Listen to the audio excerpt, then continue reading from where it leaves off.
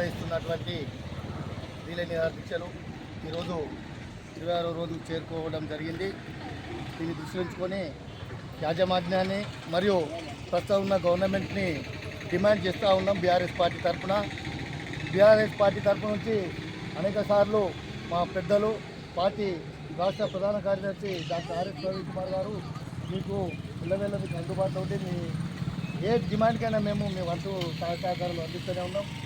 మొన్న పెద్దలు doctor RS Praveen Kumar గారు బీఆర్ఎస్ పార్టీ రాష్ట్ర కార్యాలయంలో కూడా మీ విషయమై ప్రెస్ మీట్ కూడా పెట్టడం జరిగింది.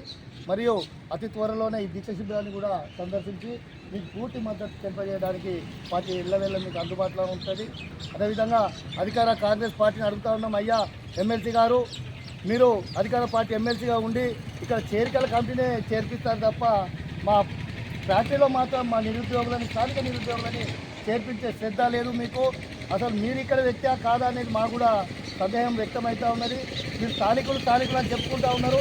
స్థానిక ప్రజలు ఇద్దరు జీవనోపాధి కోల్పోయి వేరే ప్రాంతాలపై వస్తపోతే వేరే రాష్ట్రాల నుంచి ఇక్కడికి వచ్చి రిక్రూట్మెంట్ చేస్తూ ఉన్నది శాఖ యాజమాన్యం.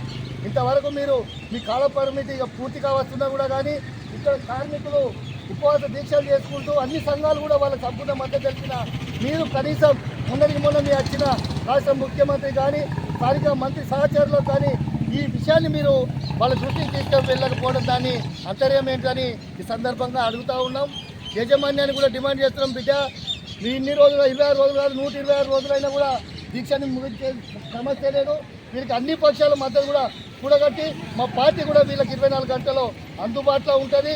నువ్వు ఫ్యాక్టరీ నడపాలంటే మమ్మల్ని కాదని ఎట్లా నడుపుతావో అదే రోజు అప్పుడు ఈ బీఆర్ఎస్ ప్రభుత్వం ఉన్నప్పుడు లేఅవుట్ ఎత్తివేసి ఇక్కడ పబ్లిక్ని దృష్టిలో ఉంచుకొని ఈ జీవనోపాధిని దృష్టిలో ఉంచుకొని ఈ కంపెనీని రీఓపెనింగ్ చేయించడం జరిగింది తప్ప నువ్వు రాజస్థాన్ బీహార్ నుంచి తెచ్చుకొని ఇక్కడ కార్మికులని 5,000 10,000 పంపించుకుంటూ వాళ్ళకి 50,000 లక్ష రూపాయలు ఇవ్వడం ఇక్కడైనా మానుకొని ఇక్కడ కార్మికుల డిమాండ్లు వెంటనే క్యాన్సిల్ సదుపాయం కానీ ముఖ్యంగా ఎలక్షన్కు గుట్టి సాకులు చెప్తూ నువ్వు కోర్టుల కేసులు వేయడం దానికి రాష్ట్ర ప్రభుత్వం కూడా బట్టాలు పలికినట్లయితుంది.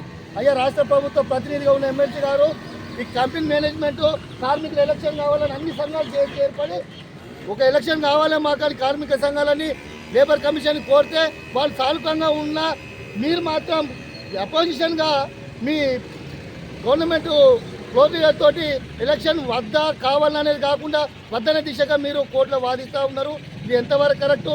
గవర్నమెంట్ మీరు తలుచుకుంటే ఎలక్షన్ రేపు పెట్టచ్చు. ఎలక్షన్ పెట్టుకుంటే కార్మికుల వాళ్ళ హక్కులను వాళ్ళు కొట్లాడి తెచ్చుకుంటారు. వాళ్ళకు యూనియన్ ఉంటుంది, వాళ్ళకి నాయకుడు ఉంటాడు. వాళ్ళ హక్కుల కోసం బిచ్చం ఎత్తాల్సిన అవసరం లేదు. పోరాడి సాధించుకోవాలని డాక్టర్ అంబేద్కర్ గారు చెప్పారు.